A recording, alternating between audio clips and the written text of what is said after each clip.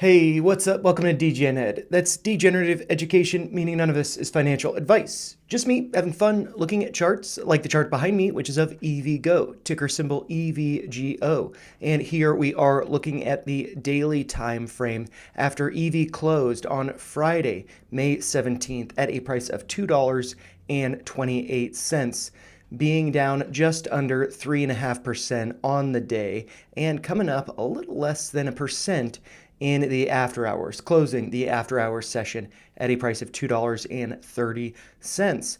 And so I did want to follow up on this ticker because the last video that I put out came out over the weekend on May the 4th. And following that, we did get this pretty massive red candle around earnings coming down more than 10% on the day with this pretty massive bearish engulfing candle. But following that, we did form a bottom and we have moved higher, going up over the course of the week a little over 20%, so not looking too bad there. But there are some levels that I did want to talk about that I do think will be pretty important. And so really, those levels are based on this Fibonacci retracement here, coming from the high hit on March 6th at a price of $3.37, and then coming down to the low here at $1.65. And from that retracement, there are three levels that I do have highlighted. One being the 236 at a price of $2.06.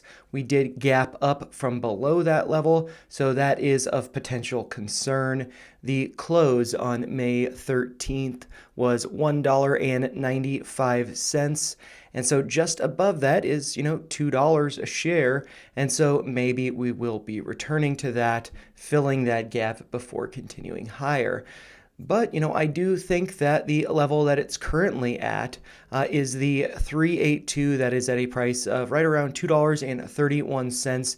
Did close a little bit below it on Friday, but the lowest low that we've seen during this consolidation here was hit on Thursday, and that is at a price of $2.24. So really, we just don't want to be seeing any closes below 224, as I do think that could negate what we might be seeing here, which is potentially a bull flag before the next leg up to the 50% retracement, which is at a price of $2.51, or right around 250. But I do think it is important to note that the high on Wednesday, the 15th, was $2.50 with a wick up to that level and a rejection. So I do think that is going to be a pretty notable one to be getting above.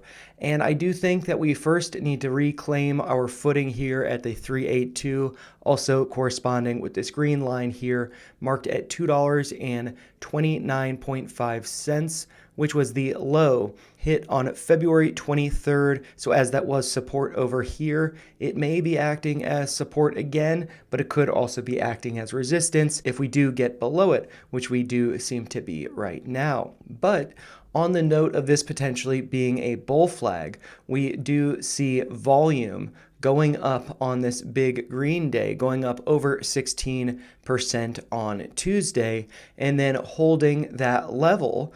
The close on Tuesday was at a price of $2.27, so we're still above it. We're still looking pretty good.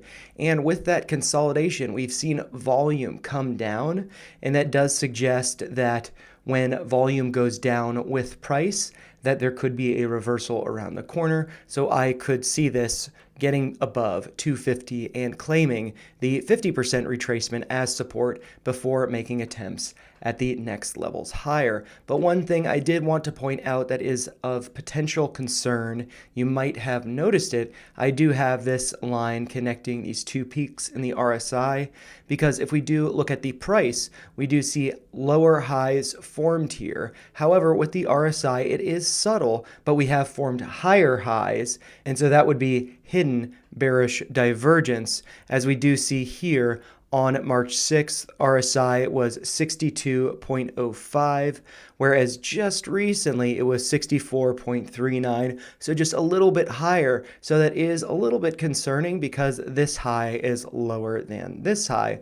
But, I do feel like it will be getting up to the 50% level, but at that point, it might be seeing some weakness there because I do think that the RSI could be going higher, could be getting above 70, but price would need to be getting above $3.37 in order to negate that bearish signal from the divergence. So I do think that there is another leg up, but it might be the last one. So do be cautious with that. But I do think it is looking good, at least for the week ahead. But, those are just my thoughts. If you found them helpful, make sure you like the video, share your thoughts in the comments down below, and make sure you subscribe to the channel for more videos like this. Thanks a lot for watching.